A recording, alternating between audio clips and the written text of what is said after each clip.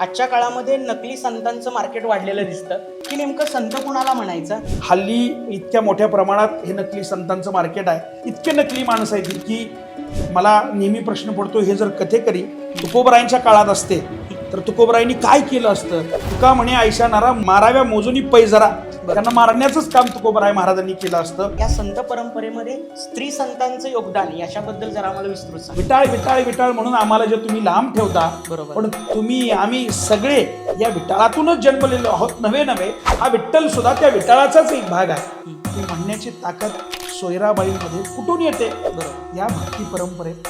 महाराष्ट्रामध्ये ज्या काही परिवर्तनवादी चळवळी झाल्या त्या सगळ्या परिवर्तनवादी चळवळींवरती वारकरी संप्रदायाचाच प्रभाव असलेला दिसून येतो. फार काही नाही, इतर वेळी शिव्या देणारी माणसं आपल्या आजूबाजूला असतात. फार काही नाही, गाडीला गाडी चिकटली तरी आपण हमरी तुमरीवरती जातो. बरोबर. पण ही माणसं ज्यावेळी माऊलीच्या वारीमध्ये येतात, एकमेकाला धक्का लागतो, पडतो, पण ही माणसं कधी शिव्या देताना दिसत नाहीत. बरोबर. माऊली लागलं का असाच प्रश्न असतो. की तुम्ही काही प्रयोग पण आतापर्यंत कीर्तवणीचे केलेले आहेत, तर त्याच्यामध्ये लोकांच्या बाबतीतला तुम्हाला तशी मतं काय आहेत जी कीर्तवणीबद्दल तुम्हाला ती येऊन सांगतात? ज्यावेळी या मुलांनी ज्ञानोबा पाहिला, मुक्ताबाई पाहिली, चोखोबा पाहिले, बरोबर. सोयराबाई पाहिली, जनाबाई पाहिली, की तरुण मुलं असं म्हणाली मला की आम्हाला जे हजारो पुस्तकं वाचल्यानंतर जे कळालं नसतं ते आम्हाला कीर्तवणीच्या माध्यमातून आज कळत आहे. वा, हे संत साहित्य हे आजच्या काळामध्ये किती रिलेव्हंट वाटतं? तुझ्या माझ्या आत्ताच्या जगण्यावरती संत साहित्याचाच प्रभाव. आम्ही गाठलं या बाईला, बरं. विचारले, म्हटलं 2 प्रश्न आहेत माऊली, प्रश्न विचारू का? म्हटलं किती वर्ष झालं वारीत चालतं आणि किती वर्ष झालं पाणी वाटपाचं काम करतं? त्या बाईनं प्रश्न ऐकले, पुन्हा सुरकुतलेला चेहरा एकत्रित केला, डोक्यावर चुंबळ, त्याच्यावरती हंडा, पुन्हा म्हातारी पळत सुटली. आम्ही सगळी तिच्या मागावं, म्हटलं थांबा, प्रश्नाची उत्तरं द्या. ती म्हटली कसली प्रश्न? म्हटलं किती वर्ष झालं वारीत चालता आणि किती वर्ष झालं पाणी वाटपाचं काम करता सांगा. बरोबर. ती म्हणते, अरे येड्या, किती वर्ष झालं वारी करते आणि किती वर्ष झालं पाणी वाटपाचं काम करते हे जर सांगत बसले तर माझ्यात अहंकार निर्माण होईल आणि माझ्यात निर्माण झालेला अहंकार माझ्या पांडुरंगाला सहन व्हायचा नाही बाबा. पळ हित सुट. मंडळी नमस्कार. संत आणि साहित्य ह्या समाज घडवणाऱ्या 2 अविभाज्य गोष्टी. संतांनी साहित्य दिलं, ज्या साहित्याचा संस्कार आजही इथल्या समाज मनावरती होताना पाहायला मिळतो. हाच संतांचा विचार, संतांचा संस्कार कीर्तनाच्या माध्यमातून लोकांपर्यंत पोहोचवणारे, गडबड गप्पांच्या माध्यमातून भेटीस येणारे, तर रिंगण सारख्या अंकाच्या माध्यमातून, लिखाणाच्या माध्यमातून तुम्हाला भेटीला येणारे, तर हल्ली कीर्तवणी सारख्या नाटकामध्ये जी संत साहित्याचा विचार समाजापर्यंत पोहोचवतं, त्या नाटकामध्ये एक महत्त्वाची भूमिका साकारणारे तुमचे आमचे स्वामी दादा, अर्थातच स्वामीराज भिसे दादा, तुमचं डिजिटल वारी लय भारीमध्ये स्वागत. पुढील काही काळ आपण स्वामीदादांशी संत साहित्य, संत साहित्यातला विचार आणि संतांचा एकूणातच संस्कार याच्यावरती आपण गप्पा गोष्टी करणार आहोत. दादा, या चर्चेला प्रारंभ करत असताना या चर्चासत्राचा प्रश्न पहिला जो आहे तो तुमच्या व्यक्तिगत आयुष्यातून जाऊया. म्हणजे एकूणातच तुमच्या गळ्यामध्ये माळ, विठ्ठलाची भक्ती, संतांचा विचार आणि संतांचा संस्कार याची जी एकूणातच रुजवणूक झाली ती तुमच्या आयुष्यामध्ये कशी झाली? पहिल्यांदा रोहन, मनापासून धन्यवाद. या प्लॅटफॉर्मवरती तुम्हाला बोलावलंस. सुजिताने तुझे पहिल्यांदाच मनापासून आभार व्यक्त करतो. खरं तर संतांचा विचार रुजला कसा किंवा संत कळाले कसे? मी ज्या गावामध्ये राहतो ते वेळापूर गाव, पंढरपूरच्या जवळ साधारण 30 किलोमीटर अंतर आहे. याच गावावरून ज्ञानोबारायांची पालखी जाते. म्हणजे माऊलींचा जो पालखी मार्ग आहे त्या मार्गामध्ये माझं वेळापूर नावाचं गाव येतं. या गावामध्ये माऊलींचा एक मुक्कामही असतो, हे तुला माहितीच आहे. याच गावामधली आणखी एक खासियत अशी आहे की या गावाला अर्धनारी नटेश्वराचं अतिशय प्राचीन असं मंदिर आहे आणि त्यामुळं आध्यात्मिक वारसा या गावामध्ये आहेच. त्याचबरोबर परमपूज्य डॉक्टर भाईनाथ महाराज कारखानीस या गावामध्ये होऊन गेले. बरोबर. यांनीच या गावाला ज्ञानोबा तुकोबा शिकवला. मी अतिशय लहान होतो त्यावेळी ज्ञानोबारायांचं आणि तुकोबांची जी काही प्रवचनं बाईंच्या तोंडून ऐकली त्याचा एक संस्कार माझ्यावरती झालाच. परंतु त्याचबरोबर माझे वडील हे पत्रकार आहेत आणि ते केवळ पत्रकार आहेत म्हणून नाही तर ते वारीचे पत्रकार आहेत. बरोबर. कारण ज्ञानोबारायांचा पालखी सोहळा सुरू झाला त्याला अनेक वर्ष झाली, परंतु या वारीचा पत्रकार म्हणून किंवा या वारीची बातमी असावी असा कोणताच विचार त्यापूर्वी नव्हता, परंतु माझे वडील ज्यावेळी पत्रकार म्हणून साधारण 1990-91ला पहिल्यांदा जॉईन झाले, बरोबर. त्यावेळी ते गुरूंकडे गेले, म्हणजे भाईनाथ महाराजांकडे गेले आणि भाईनाथ महाराजांना सांगितलं मी पत्रकार झालो. भाई म्हणाले छान आहे, चांगली गोष्ट आहे, पण पत्रकार जर झालाय तर वारीचा पत्रकार हो, वारीच्या बातम्या तयार कर. आणि मग पहिल्यांदा माझे वडील वारीमध्ये सहभागी झाले आणि वारीचा पत्रकार म्हणून वारीच्या बातम्या ते करायला लागले. अर्थात त्यावेळची वारी ही आत्ताच्या सारखी डिजिटल वारी नव्हती किंवा त्यावेळची वारी ही सोशल मीडियावरती फोकस होणारी वारी नव्हती. त्यावेळी वारीमध्ये वारकरी चालायचे, अर्थात लोक मोजता येतील एवढीच वारी त्या काळातली होती. आणि मग वडील सहभागी झाले. वडिलांना त्यावेळेचे नाना चोपदार होते, तर दादा महाराज चोपदार होते. या लोकांनी वारी समजावून सांगितली वडिलांना आणि मग हळूहळू पत्रकारितेची वारी वडिलांची सुरू झाली. त्यामुळं घरामध्ये पत्रकारितेच्या निमित्तानं का होईना परंतु वारीची चर्चा असायची, हा एक भाग. दुसरा भाग असा की पालखी ज्यावेळी वेळापूरला मुक्कामी यायची त्यावेळी वारीचे चोपदार, वारीचे मानकरी, वारीचे सोहळा प्रमुख, वारीचे ज्यांचा राजघराणा या वारीला, असे शितोळे सरकार, ही सगळी माणसं घरामध्ये मुक्कामाला असायची. त्यामुळं वारीची चर्चा त्या अनुषंगानं व्हायची, वारीची परंपरा त्या निमित्तानं कळून यायची. आणि त्याचबरोबर माझी आई, कुठलाही वारकरी घरामध्ये आला आणि तो विनमुख गेलाय असं कधीही झालं नाही. माझ्या आईनं त्या वारकऱ्यांना अतिशय आनंदानं भरवलंय. कधी घरातलं जेवण संपलं तर माझी आई म्हणायची थांबा, 15-20 मिनिट थांबा, पिठलं भाकरी तयार करते आणि जेवून जा. म्हणजे त्या निमित्तानं माझ्या आईचा स्वभाव, अन्नदात्री म्हणून मी तिला पाहिलेला आहे, म्हणजे आईचा स्वभाव, वडिलांचा स्वभाव यामुळं आणि येणाऱ्या वारकऱ्यांमुळं मला वारी त्या निमित्तानं कळत गेली. वारीच्या वाटेवरचं गाव असल्याचा फायदा मला त्या निमित्तानं झालाय. वा, म्हणजे एकूणातच आदर्श आई वडील कसे असावेत आणि त्यांचा संस्कार तुमच्यावरती कसा झाला हे एकूणातच आजच्या आई वडिलांना हे कळालं पाहिजे आणि तो त्याच्या माध्यमातून ते संस्कार मुलावरती निश्चित घडवतील. तुम्ही दादा आपल्या वडिलांचा विचार तो पुढं पत्रकारितेच्या माध्यमातून तुमच्यावरती त्यांनी पोहोचवलाच. त्यालाच एक जोडून प्रश्न असा विचारतो की तुमचे वडील वारीतलेच पत्रकार होते, असं वारीतले काही पत्रकार असताना त्यांनी तुम्हाला काही किस्से सांगून संत साहित्याचा विचार तुमच्यापर्यंत कसा पोहोचवला आणि त्याच्यावरती तुमच्या एकूणातच जडणघडणीमध्ये कसा बदल झाला? नक्कीच. म्हणजे माझे वडील ज्यावेळी पत्रकार म्हणून सहभागी झाले त्यावेळी वडिलांना अनेक मित्र त्यावेळी मिळाले. म्हणजे दैनिक सकाळचे उपसंपादक शंकर टेमगिरे, दैनिक सकाळचेच पत्रकार म्हणून विलास काटे जे आळंदीला राहतात, त्याचबरोबर कापसे म्हणून जे पुण्यातले पत्रकार आहेत, अशी एक मोठी टीम वडिलांची तयार झाली. आणि वडिलांनी मग एक एक गोष्ट वारीच्या निमित्तानं मला सांगायला सुरुवात केली की वारीचा पत्रकार म्हणून ज्यावेळी माणूस जातो, शोध पत्रकारिता म्हणून जातो, बरोबर, त्यावेळी वारीमध्ये समाज आरती होते म्हणजे नेमकी काय होते, बरोबर, वारीतला धावा असतो म्हणजे नेमका काय असतो, वारी दिवे घाटात चढते म्हणजे काय करते दिवे घाटामध्ये, त्याचबरोबर वारीतलं रिंगण होतं म्हणजे नेमकं काय होतं, या सगळ्या गोष्टी वडिलांनी मला एकेका पद्धतीनं सांगायला सुरुवात केली. म्हणजे वडिलांनीच सांगितलेला किस्सा असा आहे की ज्यावेळी माऊलींच्या पालखी सोहळ्यामध्ये तुकोबरायांची आरती त्या काळात होत नव्हती, बरोबर, मग ती आरती होण्यासाठी ज्या अनेकाविध लोकांनी पाठपुरावा केला त्यामध्ये वडिलांची आणि पत्रकारांची त्या काळातली भूमिका महत्वाची होती. म्हणजे माऊलींच्या सोहळ्यामध्ये तुकोबांची आरती व्हावी असा एक जो महत्वाचा बदल अनेकांनी केला. त्यामध्ये चोपदार होते, त्यामध्ये मानकरी होते, त्यामध्ये अनेक फडकरी होते आणि त्याचबरोबर माझे वडीलही होते. म्हणजे केवळ वारीची पत्रकारिता म्हणजे रोजची बातमी लिहिणं नाही, तर वारीमध्ये सकारात्मक बदल घडून आणण्यासाठी म्हणून जे काही प्रयत्न होणं अपेक्षित आहे ते पत्रकार म्हणून माझ्या वडिलांनी आणि त्यांच्या टीमनी केली. म्हणजे मी तुला सांगेन की या टीममध्ये एखादा नौका पत्रकार आला तर त्या पत्रकाराला वारीची कोणतीही निगेटिव्ह बातमी करू नकोस हे सांगण्याचं काम वडिलांनी केलं. बरोबर, कारण हा सोहळा ही वारी हा महाराष्ट्राच्या संस्कृतीची आत्मखूण आहे. बरोबर, आणि यामध्ये हौशे गौशे नवशे सगळे लोक येतात. बरोबर, त्यामुळे वारीची कोणतीही नकारात्मक बातमी झाली नाही पाहिजे यासाठी माझ्या वडिलांनी आणि त्यांच्या पत्रकाराच्या टीमनी प्रयत्न केले आणि ते यशस्वी झाले. बरोबर. म्हणजे एकूणातच आपण वारी, वडील, पत्रकारिता त्यांचा तुमच्यावरचा संस्कार पाहिला. दादा तुम्ही संत साहित्याचे अभ्यासक सुद्धा आहात. आजच्या काळामध्ये नकली संतांचं मार्केट वाढलेलं दिसतं. याच्यामध्ये प्रश्न तुम्हाला असा विचारायचा आहे की नेमकं संत कुणाला म्हणायचं आणि त्याची व्याख्या तुम्ही कशी कराल? मी संतांची व्याख्या करणारा कोण आहे? संतांची व्याख्या मुक्ताबाईंनीच करून ठेवलेली आहे. संत मुक्ताबाई महाराजांनी जे ताटीचे अभंग लिहिलेले आहेत आणि खरं तर ते ताटीचे अभंग म्हणजे ज्ञानोबारायांना त्या काळात केलेलं मार्गदर्शन आहे. बरोबर. ज्यावेळी या सगळ्या व्यवस्थेला ज्ञानोबाराय प्रचंड मोठ्या प्रमाणात त्रासले त्यावेळी ज्ञानोबारायांनी ताटी लावून घेतली. बरोबर. आणि ताटी लावून घेतल्यानंतर या ज्ञानोबारायांना ताटी उघडा म्हणून जे मुक्ताबाई महाराजांनी केलेलं मार्गदर्शन आहे, त्या मार्गदर्शनामध्ये संत कुणाला म्हणावं हे मुक्ताबाई महाराज सांगतात. बरोबर. मुक्ताबाई महाराज म्हणतात, अरे ज्ञानोबा किंवा ज्ञानदादा, जग आगणीहून जरी कोसळलं ना तरी आपण पाणी होऊन ते शांत करायचं असतं. वा. ही संतांची भूमिका आहे.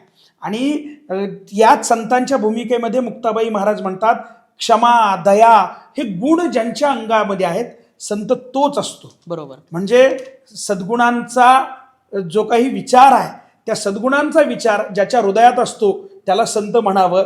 आणि जग आग्नी होऊन कोसळत असलं तरी त्याला शांत करण्याची भूमिका ज्याच्या हृदयात असते त्याला संत म्हणावं. वा. ही मुक्ताबाई महाराजांनी केलेली व्याख्या आहे. आणि तू नकली संतांचं मार्केट म्हणालास, हो. हल्ली इतक्या मोठ्या प्रमाणात हे नकली संतांचं मार्केट आहे. उत्तर भारतातले अनेक कथेकरी आज महाराष्ट्रात येत आहेत आणि वेगवेगळ्या पद्धतीचं मार्गदर्शन इथल्या लोकांना करत आहेत. म्हणजे मी या गोष्टीचा विचार कीर्तवणीमध्येही मांडलेला आहे आम्ही. तर इतके नकली माणसं आहेत की अक्षरशः मुलगा 10वी पास व्हावा म्हणून महादेवाला बेलाचं पान व्हा किंवा मधात बुडवून ते महादेवाला वाहिलं तर तुमचं पोरग 10वी मध्ये पहिलं येईल, पास होईल, अशी मांडणारी कथेकरांची आजची एक रांग आपल्याला दिसते. मला नेहमी प्रश्न पडतो, हे जर कथेकरी तुकोबरायांच्या काळात असते तर तुकोबरायांनी काय केलं असतं? तुकोबराय म्हणलेच असते की तुकोबराय महाराज म्हणले असते, तुका म्हणे आयशा नारा माराव्या मोजूनी पै जरा. त्यांना मारण्याचंच काम तुकोबराय महाराजांनी केलं असतं. असं इतकं भयानक हे नकली संतांचं मार्केट आहे.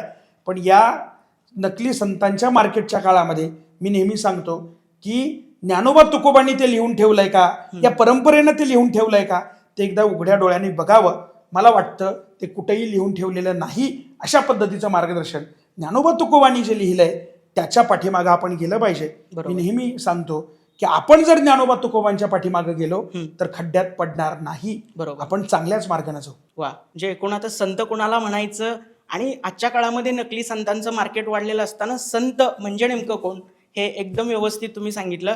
याच्या पुढं विचारत असताना तुम्हाला असं दादा विचारायचं आहे की संतांबद्दल तुम्ही संतांची व्याख्या केली जी बहिणाबाईंनी सांगितली, जी मुक्ताबाईंनी सांगितली.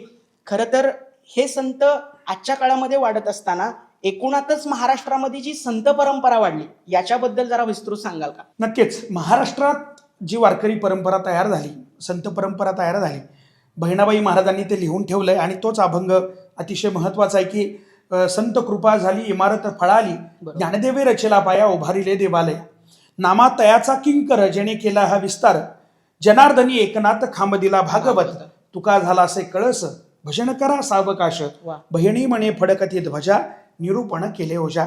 बहिणाबाई महाराजांनी अतिशय महत्वपूर्णरित्या वारकरी परंपरेच्या या इमारतीबद्दल आपल्याला सांगितलंय की या इमारतीचा पाया कोणी घातला तर तो संत ज्ञानेश्वर महाराजांनी घातला. आता मुद्दा असा आहे की पाया घालणं याचा अर्थ कुदळ घ्यावी आणि खोदत राहणं मग पाया घालणं असा नाही. तर पाया घालणं याचा अर्थ असा की कोणताही संप्रदाय उभारायचा असेल तर प्रामुख्यानं 3 गोष्टी त्या संप्रदायाकडे असल्या पाहिजेत. एक, त्या संप्रदायाची आराध्य दैवत असलं पाहिजे. दुसरी गोष्ट, त्या संप्रदायाची साधना पद्धत असली पाहिजे. आणि तिसरी गोष्ट त्या संप्रदायाचा अधिष्ठानपूर्वक ग्रंथ असला पाहिजे. वारकरी परंपरेकडं ज्ञानोबरायांच्या आधी 2 महत्वाच्या गोष्टी होत्या. एक, त्याचं आराध्य दैवत होतं पंढरपूरचा विठ्ठल, आणि दुसरी गोष्ट साधना पद्धत म्हणून वारी होती. पण वारकरी परंपरेकडे महत्वाची एक गोष्ट नव्हती, ती म्हणजे या परंपरेचा महत्वाचा अधिष्ठान ग्रंथ नव्हता. ज्ञानोबरायांनी ज्ञानेश्वरीची निर्मिती केली आणि वारकरी परंपरेला अधिष्ठान ग्रंथ दिला, तो ज्ञानेश्वरीच्या माध्यमातून. आणि हा ग्रंथ देत असताना हाच ग्रंथ अधिष्ठान ग्रंथ का मानावा, त्याचं एक महत्वाचं कारण, या ज्ञानेश्वरी नावाच्या ग्रंथामध्ये खूप महत्वपूर्णरित्या माहिती आहेच. साधक म्हणून आपण ज्यावेळी या ज्ञानेश्वरीकडे पाहतो त्यावेळी साध्याकडे जात असताना ज्ञानेश्वरी खूप महत्वाचं मार्गदर्शन करतेच. पण सामाजिक अंगाने जर आपल्याला या ज्ञानेश्वरीकडे बघायचं झालं तर ज्ञानोबराय महाराजांनी एक महत्वाची गोष्ट सांगितली, एक महत्वाची क्रांती केली. ती अशी की तत्कालीन काळामध्ये अध्यात्माचा अधिकार 3 वर्णांना होता. बरोबर. ब्राह्मण, क्षत्रिय आणि वैश्य. ज्ञानोबराय महाराजांनी ज्ञानेश्वरीची निर्मिती केली आणि हा अधिकार इथल्या 2 वर्णांना मिळवून दिला. एक म्हणजे स्त्री आणि दुसरा म्हणजे शूद्र, बरोबर. या दोघांनाही ज्ञानाचा अधिकार मिळवून देण्याचं काम ज्ञानोबाराय महाराजांनी केलं. आणि कदाचित याचमुळं पंढरपूरमध्ये चोखोबाराय महाराजांना अध्यात्माचा अधिकार मिळाला. बरोबर. याचमुळं जनाबाई महाराजांना महत्वाचा अधिकार मिळाला. नाहीतर मला सांगा ना, चोखोबाराय महाराजांच्या घरात त्यांची बायको असलेली बरोबर. सोयराबाई महाराज लिहू शकले असत्या का? अवघा रंग एक झाला, रंगी रंगला श्रीरंग. हे कुणामुळं? ज्ञानोबाराय महाराजांनी मिळवून दिलेला अधिकार. बरोबर. म्हणून ज्ञानोबाराय महाराजांनी पाया घातला असं म्हणतात ते याच अंगाने. बरोबर. दुसरा मुद्दा जो आहे की या परंपरेचा जो विस्तार केला तो नामदेव महाराजांनी केला. बरोबर. आपण समजून घ्या की वारकरी परंपरा ही केवळ महाराष्ट्रापुरती मर्यादित नाही आहे. आज आपल्याकडं ज्ञानोबा आणि तुकोबा हे महाराष्ट्रापुरते वाटत जरी असले बरोबर. तरी आपण एक लक्षात घ्या की याच नामदेव महाराजांनी वारकरी परंपरेची पताका ही पंजाबपर्यंत घेऊन गेली. बरोबर. उत्तर भारताला जिंकण्याचं काम नामदेव महाराजांनी केलं. म्हणून मी नेहमी असं म्हणतो की विनोबा भावे जे म्हणाले होते की ज्या सिकंदराला तलवारीच्या पात्यावरती पंजाब जिंकता आला नाही, तो पंजाब नामदेव महाराजांनी प्रेमाच्या जोरावर जिंकला. वा. म्हणजे उत्तर भारताला जिंकण्याचं काम नामदेव महाराजांनी केलं. म्हणून आपण लक्षात घ्या, राजस्थानच्या संत मीराबाई, गुजरातचे संत नरसिंह मेहता, मध्य प्रदेशचे संत कबीर, संत रोहिदास, या सगळ्यांवरती नामदेव महाराजांच्या भक्ती परंपरेचा प्रभाव आहे. बरोबर. असंही म्हटलं जातं की शीख धर्माचा एका अर्थानं पाया घालण्याचं काम म्हणजे शीख धर्माला तत्वचिंतनाची बैठक देण्याचं काम नामदेव महाराजांनी केलं. म्हणून आज गुरुग्रंथ साहेबामध्ये सुद्धा नामदेव महाराजांचे अभंग आपल्याला दिसतात. अशा पद्धतीचा विस्तार नामदेव महाराजांनी केला. एकनाथ महाराजांनी खांब होण्याचं काम केलं. बरोबर. नामदेव महाराजांनंतर तुम्हाला वारकरी परंपरेमध्ये दुसरा संत दिसत नाही नाथबाबांच्या आधीपर्यंत. नाथबाबांनी काय केलं तर या परंपरेला एक महत्वाचा ग्रंथ दिला, तो म्हणजे भागवत. एकनाथी भागवत ज्याला आपण म्हणतो, हा भागवत रूपी ग्रंथ एकनाथ महाराजांनी दिला. आणि नाथबाबांनी आणखी एक महत्वाची गोष्ट सांगितली, ती म्हणजे समता नावाची. कारण समता नाथबाबांनी किती सांगावी, किती रूपानं सांगावी. बरोबर. तर नाथबाबा असं सांगतात, पाहिजे समता सर्वाभूती भाव, मुंगी आणि राव सारकाची. मुंगी काय आणि राव काय हे दोघही सारखेच आहेत. इतकी महत्वपूर्णरित्या समता नाथबाबांनी सांगितली. आणि तुकाराम महाराजांच्या बाबतीत काय सांगावं, तुकोबाराय तर या परंपरेचे कळस झाले. मी तुम्हाला सांगतो, शैव वैष्णवांचे वाद सोडवण्याचं काम तुकोबाराय महाराजांनी केलं. तत्कालीन काळामध्ये छत्रपती शिवाजी महाराजांच्या सैन्यांना मार्गदर्शन करण्याचं काम हे तुकोबाराय महाराजांनी केलं. आणि हीच परंपरा अगदी बहिणाबाई महाराजांनी इतक्या सुंदररित्या आपल्यासमोर मांडलेली आहे. बरोबर आहे. म्हणजे बहिणाबाईंनी ही परंपरा कशी आहे सांगण्याचं काम केलं. मगाशी संतांची व्याख्या सांगताना मुक्ताईंनी कशी केली हे सांगितलं. याच्या पुढचा असाच प्रश्न तुम्हाला की याच्यामध्ये या संत परंपरेमध्ये स्त्री संतांचं योगदान याच्याबद्दल जरा आम्हाला विस्तृत सांग. नक्कीच.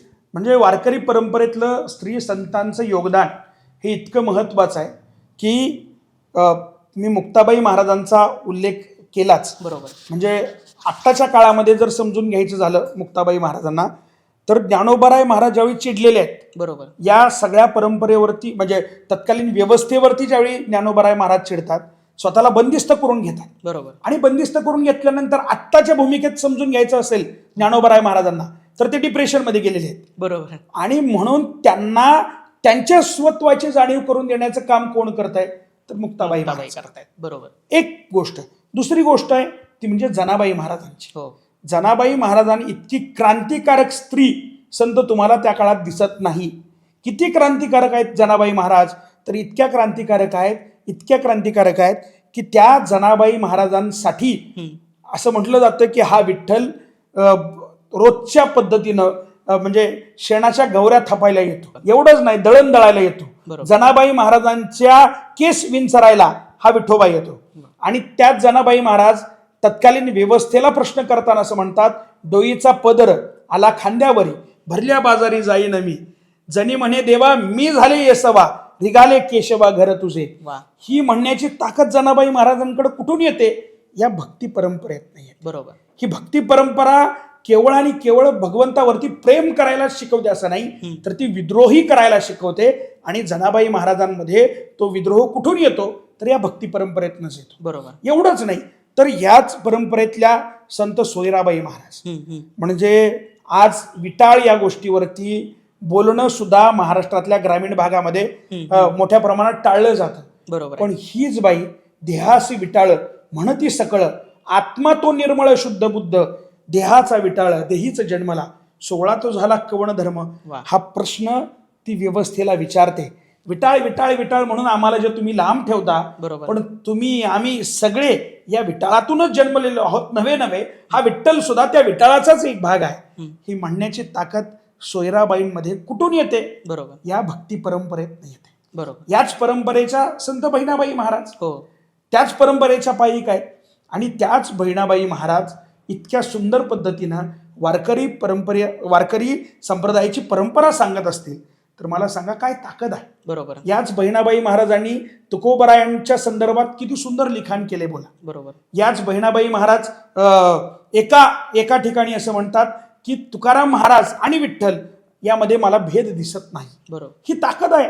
म्हणजे ही ही ही त्या काळातली विनम्रतेमधली भक्ती आपल्याला जी दिसून येते ती ह्या स्त्री संतांमुळे दिसून येते.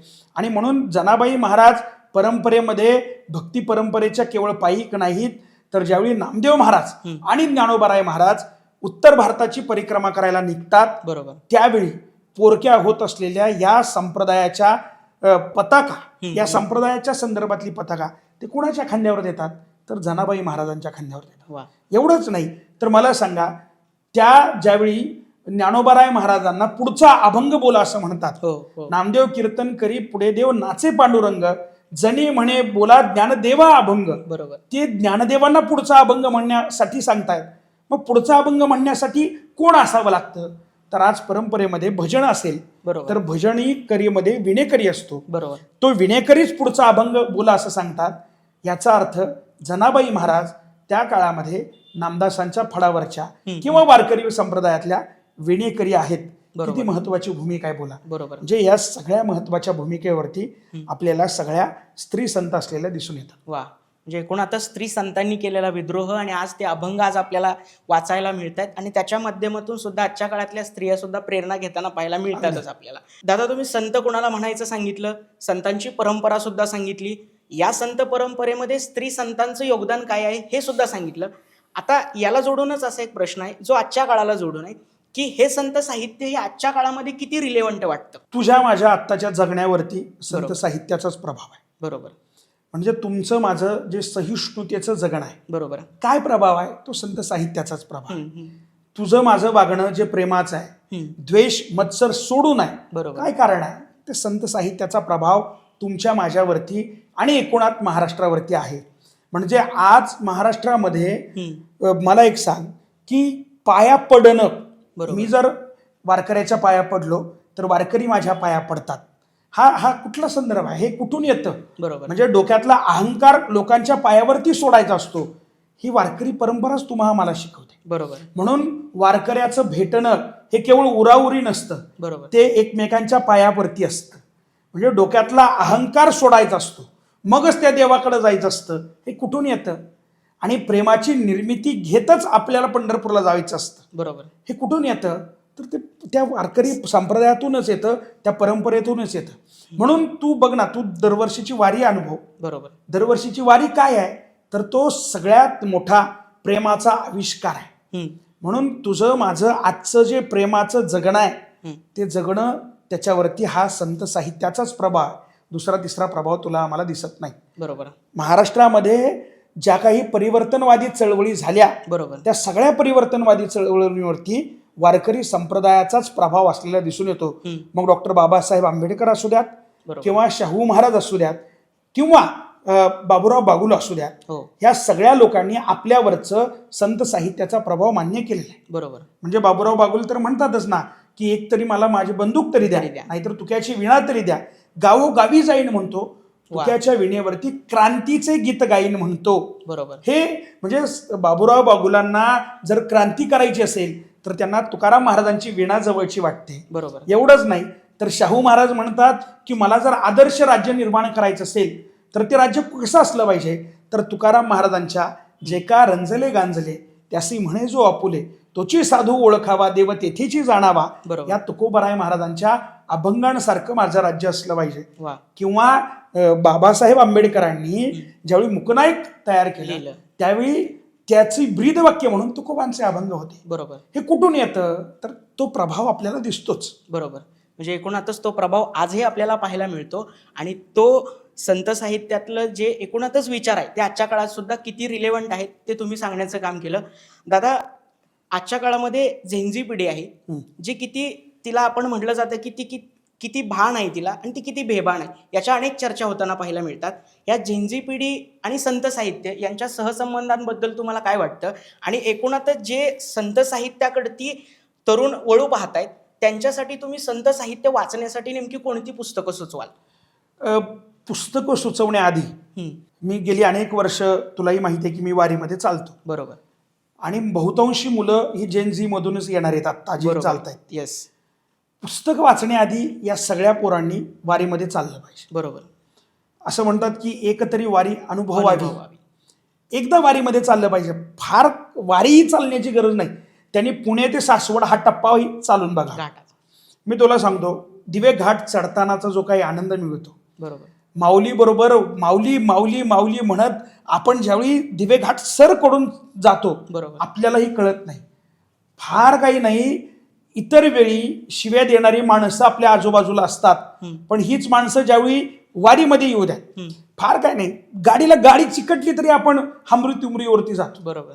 पण ही माणसं ज्यावेळी माऊलीच्या वारीमध्ये येतात, एकमेकाला धक्का लागतो, पडतो, पण ही माणसं कधी शिव्या देताना दिसत नाहीत. बरोबर. माऊली लागलं का असाच प्रश्न असतो. वा. म्हणजे या वारीमध्ये येऊन ज्यावेळी आपण दिवे घाट चढायला लागतो, दमतात माणसं, नकळतपणे आपल्या बॅगेतली बाटली पाण्याची आपण बाजूला काढतो आणि त्या दमलेल्या माणसाला प्यायला देतो. कुठून येतो हा संस्कार? बरोबर.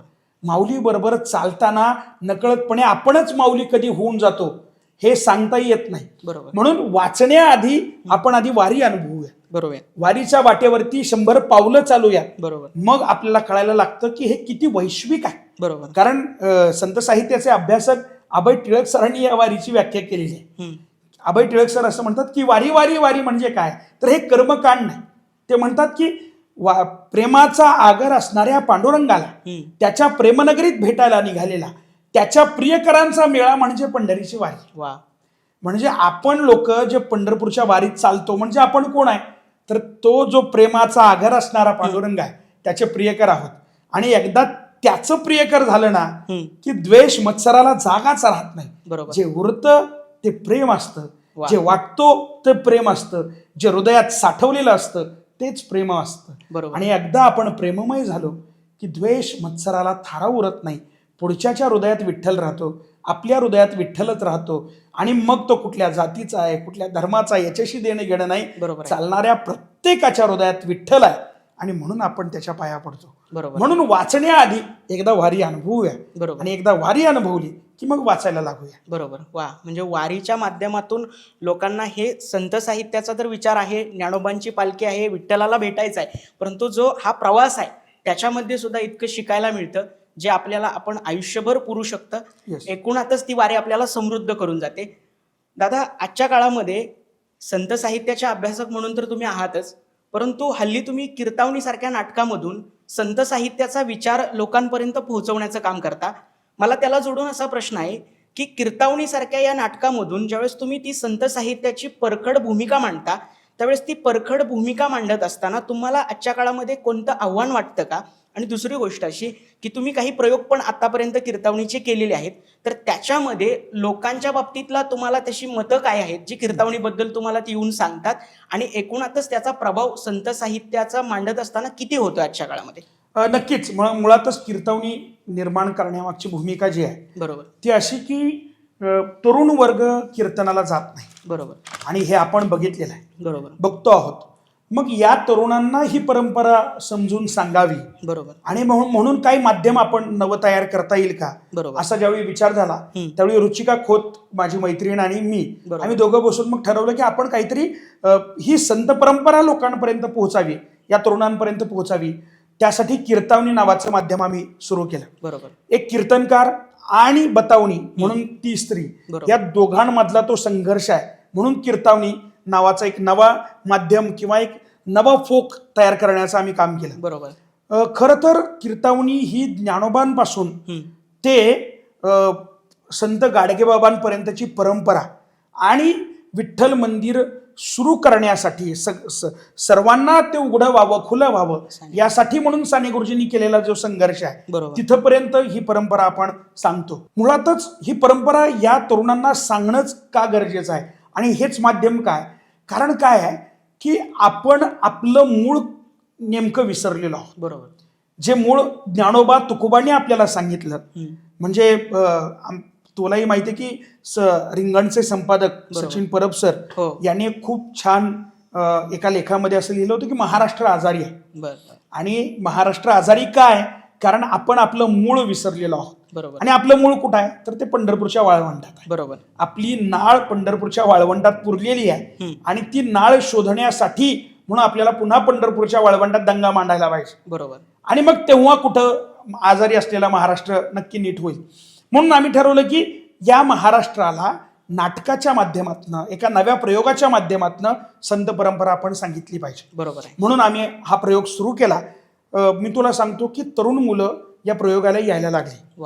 आणि ज्यावेळी या मुलांनी ज्ञानोबा पाहिला, मुक्ताबाई पाहिली, चोखोबा पाहिले, सोयराबाई पाहिली, जनाबाई पाहिली, मी तुला सांगतो ही तरुण मुलं असं म्हणाली मला की आम्हाला जे हजारो पुस्तकं वाचल्यानंतर जे कळालं नसतं ते आम्हाला कीर्तवणीच्या माध्यमातून आज कळत आहे. वा, म्हणजे कीर्तवणी कशी पोहोचते हे सांगण्याचं तुम्ही काम केलं. तुम्ही मगाशी सचिन परब यांचा उल्लेख केला. रिंगण हे अंक संत साहित्यावरती विचार पोहोचवण्यासाठी प्रसिद्ध होतं. याची मूळ संकल्पना ही सचिन परबांची आहे. या रिंगणसारख्या अंकामध्ये लिखाण करण्यासाठी तुम्ही संशोधन करण्यासाठी महाराष्ट्रभर आणि महाराष्ट्राच्या बाहेर सुद्धा गेलेला आहात. याच्याबद्दल तुमचा अनुभव नेमका काय आहे आणि एकूणातच ती धडपड करत असताना तुमच्या हाती काय लागली? मी तुला खरं सांगतो की संत परंपरा जी माझ्या हृदयात रुजली ती माझ्या आई वडिलांमुळे. बरोबर. संत साहित्य वाचायचं कसं असतं बरोबर ते मी सदानंद मोरे सरांकडून शिकलो. तुकाराम दर्शनचा प्रभाव माझ्यावरती आहेच. बरोबर. पण संतांना शोधायचं कसं असतं आणि ते आजच्या काळात कसं शोधायचं, बरोबर, हे मात्र मी सचिन परब सरांनी मला शिकवलं. कारण जवळपास गेली 6-7 वर्ष मी रिंगणचा वाचक आहे, लेखक आहे. मी रिपोर्टाच रिंगणमध्ये लिहित राहतो.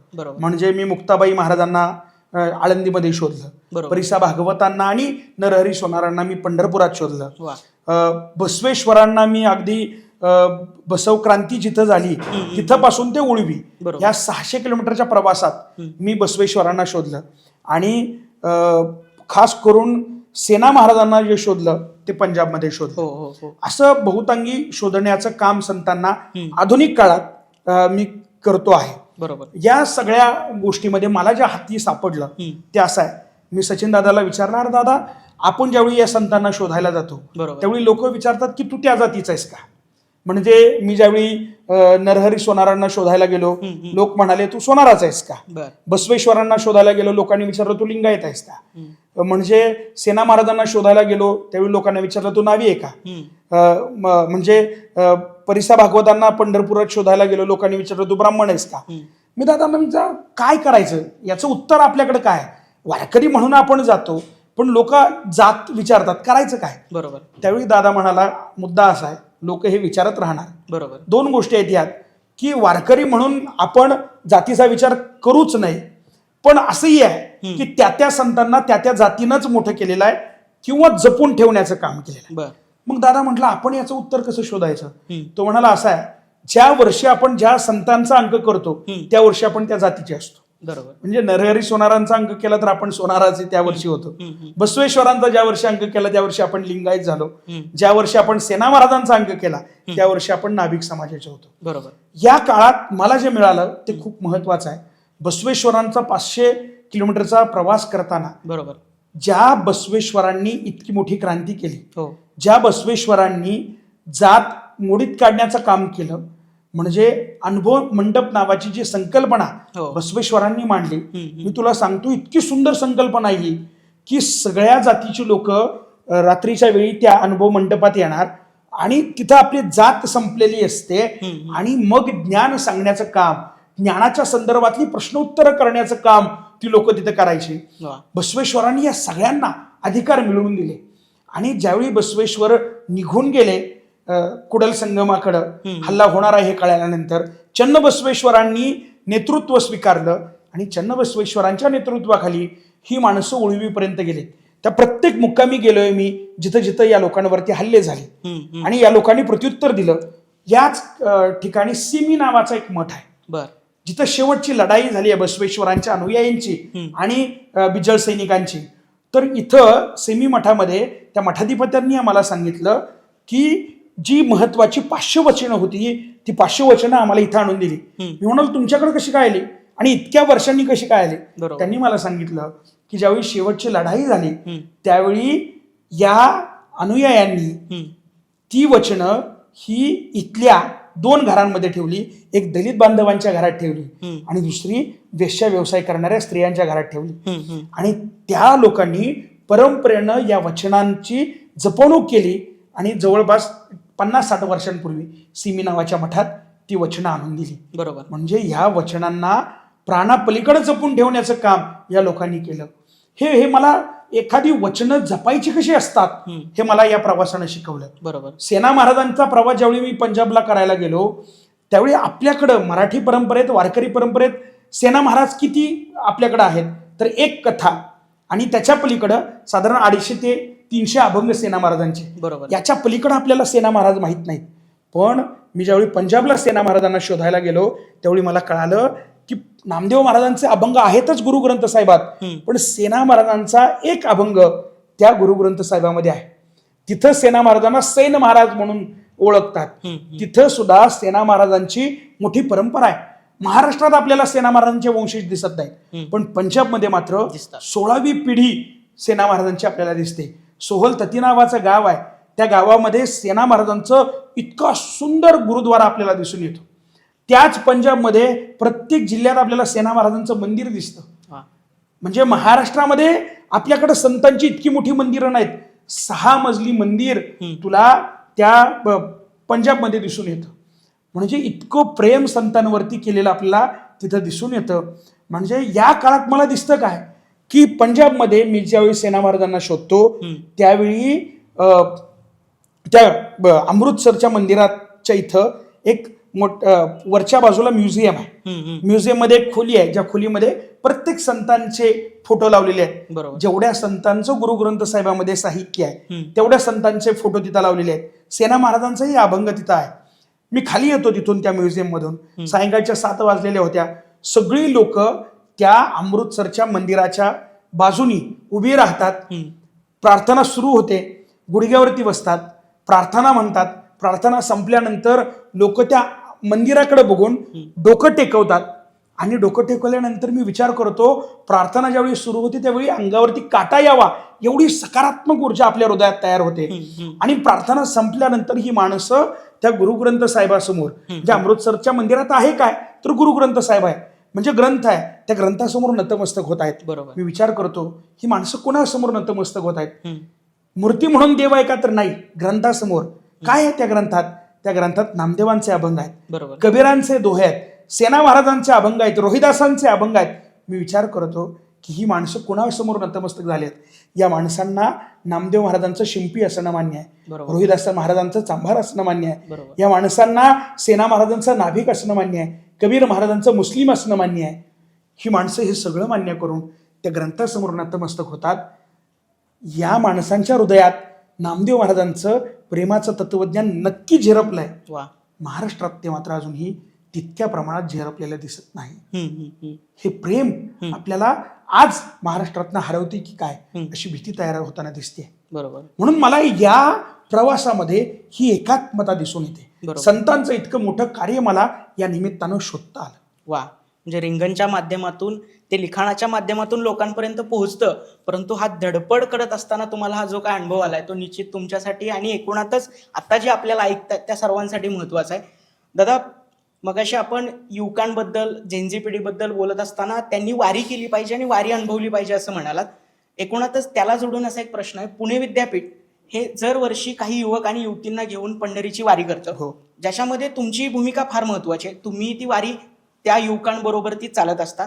मला प्रश्न असा आहे की ती वारी होण्या अगोदरची ती युवक युवती आणि वारीनंतरच्या त्या युवक युवतींमध्ये त्यांच्या विचारांमध्ये आणि त्यांच्या वागण्या बोलण्यामध्ये कसा बदल झालेला तुम्हाला जाणवतो? नक्कीच. म्हणजे मी तुला सांगतो, ही मुलं ज्यावेळी या वारीत चालतात, वारकऱ्यांबरोबर बोलतात, बरोबर वारकऱ्यांबरोबर बोलत असताना या मुलांमध्ये स्वतःचं एक स्किल तयार होतं, बरोबर की लोकांबरोबर बोलायचं कसं असतं. येस स्वतःचा एक व्यक्तिमत्व विकास या निमित्तानं व्हायला लागतो.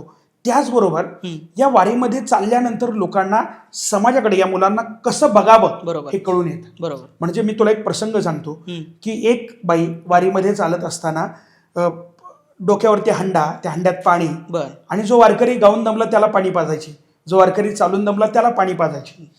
मुलं हे सगळं पाहत होती की अरे 70-80 वर्षाची म्हातारी आहे, बरोबर तुरु तुरु तुरु वारीत चालते. वारीत चालल्यानंतर वारकऱ्यांना पाणी पाजते. मुलांनी माहिती काढली, मी काढली माहिती, आणि मग मग कळालं की नाशिक जिल्ह्यातली ही बाई आहे, वारीत येते, वारीत चालतीये. हिच्या आगापीच्या कोणी नाहीये, नवरा वारलेला आहे, मुलं वारलेली आहेत, काबाड कष्ट करते पण वारीत चालते दरवर्षी. मग आम्ही गाठलं या बाईला, विचारले, म्हटलं 2 प्रश्न आहेत माऊली, प्रश्न विचारू का? ती म्हणली विचार ना बाबा विचार. तिने छान डोक्यावरचा हंडा खाली ठेवला, डोक्यावरची चुंबळ खाली ठेवली, चेहऱ्यात ज्या सुरकुत्या होत्या ते व्यवस्थित केला, आम्हाला म्हणली विचार. म्हटलं किती वर्ष झालं वारीत चालता आणि किती वर्ष झालं पाणी वाटपाचं काम करता? म्हटलं देईल उत्तर. त्या बाईनं प्रश्न ऐकले, पुन्हा सुरकुतलेला चेहरा एकत्रित केला, डोक्यावर चुंबळ, त्याच्यावरती हंडा, पुन्हा म्हातारी पळत सुटली. आम्ही सगळी तिच्या माग, अहो म्हटलं थांबा, प्रश्नाची उत्तरं द्या. ती म्हटली कसली प्रश्न? म्हटलं अहो किती वर्ष झालं वारीत चालता आणि किती वर्ष झालं पाणी वाटपाचं काम करता सांगा. बरोबर. ती म्हणते अरे येड्या, किती वर्ष झालं वारी करते आणि किती वर्ष झालं पाणी वाटपाचं काम करते हे जर सांगत बसले तर माझ्यात अहंकार निर्माण होईल, आणि माझ्यात निर्माण झालेला अहंकार माझ्या पांडुरंगाला सहन व्हायचा नाही बाबा, पळ हितनं सुट. वा. आम्ही त्याच वेळी 2 कानाखाली स्वतःच्याच मारून घेतल्या, आणि मग कळालं अहंकाराचा वारा न लागो राजसा, माझ्या विष्णुदासा भाविकाशी काय असताना हे त्यावेळी कळालं. एवढंच काय, वारीमध्ये एक बाई म्हणजे म्हातारी बाई चालत होती. एक पोरगा मुंबईत विद्यापीठातला वारीमध्ये सहभागी झालेला, तो त्या म्हातारी बरोबर चालायला लागला. तिच्या डोक्यावरती बोचकं होतं मोठ्याच्या मोठं. त्या पोराने विचार केला दिवे घाट चढणार कशी ही बाई? बरोबर. त्यानं स्वतःच्या डोक्यावरती बोचकं घेतलं आणि आजीबाई बरोबर प्रवास करायला लागला. दिवे घाट चढून आल्यानंतर आजीबाई बरोबर प्रवास करत करत तो चालला. ज्यावेळी आम्ही सासवडला पोहोचलो, सासवडच्या वाघिरे महाविद्यालयात आमचा मुक्काम, तिथं तो संध्याकाळी लेट आला. मी म्हटलं अरे बाबा काय इतक्या उशीर कुठं होतास? शोधून शोधून दमलो, कुठं होतास? तर म्हटलं दादा असं असं झालं, 80 वर्षाची म्हातारी एवढं मोठं बोचकं घेऊन चालत होती, आणि मग कसं शक्य, म्हणून मी बोचकं घेतलं आणि तिच्याबरोबर मागं राहिलो चालायचं. म्हटलं काय शिकलास रे? असं म्हटल्या त्याच्या डोळ्यात पाणी आलं. पोरगं हुंदका देऊन रडायला लागला. म्हटलं अरे झालं काय सांग ना. तो म्हणतो दादा मी त्या बाईबरोबर आजीबरोबर चालत येतो होतो, कळालं की या आजीचे 3ही मुलं हे मोठे अधिकारी आहेत, सरकारी अधिकारी आहेत, कोणी PSI आहे. म्हटलं मग? तो म्हणाला तिघांनी मिळून आईला सांभाळणं महत्वाचं होतं. म्हटलं हो सांभाळत असतील ना. तो म्हणतो त्यांनी तसं नाही केलं, म्हातारीला सांभाळावं लागतं, म्हणून महिनाभर त्यांनी ते तिघांनी सांगितलं एक काम कर, काय तू आता वारीत जा आणि वारीत चाल, महिन्याभरानंतर माघारी ये. ते म्हणला आजी आपल्या घरातली आई बोजा होईल म्हणून या पोरांनी वारीत पाठवली, आणि वारीत ती म्हातारी चालते आहे, माझ्यासमोर रडत होती. मी तिच्या रडण्यात सहभागी होणं मला गरजच होतं. म्हणलं का? ते म्हणतो दादा माझ्या आई वडील दोघेही चांगले अधिकारी आहेत, पण माझ्या आई वडिलांनी माझ्या आजीला वृद्धाश्रमात ठेवलंय. आजी ह्या चालण्यातनं मला आजीबरोबर बोलताना जे दुःख कळालंय ना, बरोबर तेच दुःख माझ्या आजीचं असेल जी वृद्धाश्रमात आहे. वारीवरनं गेल्यानंतर पहिल्यांदा मी महत्वाचं काम काय करेल तर माझ्या आईबापांना आजीला घरात आणायला लावेल. आणि असं म्हणून ते पोरगा अर्धा-पाऊण तास हुंदके देऊन रडत होतं. हे परिवर्तन हे वारी या पोरांना शिकवते. बरोबर. म्हणजे वारीत चालत असताना चालतं बोलते अनुभव या मुलांना वाचायला मिळतात, अनुभवायला मिळतात. बरोबर. म्हणजे दिवे घाटात आम्ही चालताना पालखीला ढकलत चालतो. ही सगळी दोन्ही बाजूला तरुण मुलं असतात, ढकलत चालत राहतात. म्हणजे आजूबाजूला लोकांनी गर्दी करू नये, पालखी व्यवस्थित वरती जावी याचं भान या मुलं नेहमी घेत असतात. आणि त्यातच एक आजीबाई मुलांना गाठ पडते, ती वारी त्या पालखीबरोबर ढकलायला लागते. ती 2-4 वेळा तुडवली जाते. मुलं म्हणतात अहो थांबा, कशाला ढकलताय, दम लागलाय, पडलाय, एवढा दमलात कशाला वारीत ढकलताय? ती म्हणते अरे अड्या लेकराच्या मागे धावताना किंवा आईच्या मागे धावताना माझ्यासारख्या लेकराला कधी दम लागेल का? वा. मुलं म्हणतात कुठं आहे तुमची आई? ते म्हणतात ती काय पालखीत बसलेली 22 वर्षाची ज्ञानोबा माऊली माझी आई आहे. वा. आणि त्या आईच्या मागे धावताना माझ्यासारख्या लेकराला कधी दम लागेल का? हे मुलं ज्यावेळी ऐकतात, बरोबर. ही श्रद्धा ज्यावेळी पाहतात, अनुभवतात, त्यावेळी ही मुलं माणूस पण जगतात. म्हणून ज्यावेळी पंढरपूरला आम्ही पोहोचतो, या मुलांचे अनुभव ऐकतो, त्यावेळी एक फर्ग्युसनचा मुलगा असं म्हणाला होता की मागच्या 21 वर्षाच्या आयुष्यात जे शिकायला मिळालं नाही ते 21 दिवसांच्या या वारीनं मला शिकवलं. वा. हे परिवर्तन आहे. वा. तर दादा तुम्ही वारीच्या माध्यमातून हा युवकांमध्ये झालेला बदल सांगितला. एकूणातच गेली काही वेळ आपण संत साहित्याचा विचार, वारी, आजच्या काळातले तरुण आणि त्यांच्यावरती होणारा प्रभाव, या एकूणातच सर्व गोष्टींबद्दल चर्चा केली. तर मंडळी, हे होते स्वामीदादा, ज्यांनी कीर्तनाच्या माध्यमातून संत साहित्य पोहोचवण्याचं काम केलंच, आत्ता ते कीर्तवणीच्या माध्यमातून सुद्धा पोहोचवण्याचं काम करत आहेत. ते पुन्हा एकदा आपल्याला भेटीस येणार आहेत. दादा, तुमचं धन्यवाद की तुम्ही संत साहित्याचा विचार परखडपणे मांडण्यासाठी आज प्रयत्न करत आहात. आजच्या काळामध्ये खऱ्या अर्थानं संत साहित्य रुजवण्यासाठी प्रयत्न करत आहात. तुम्ही पुन्हा आम्हाला भेटणारच आहात. तुर्तास आपण थांबूयात. रामकृष्ण हरी. बघत रहा, जगत रहा. डिजिटल वारी, आपली लय भारी. धन्यवाद. धन्यवाद.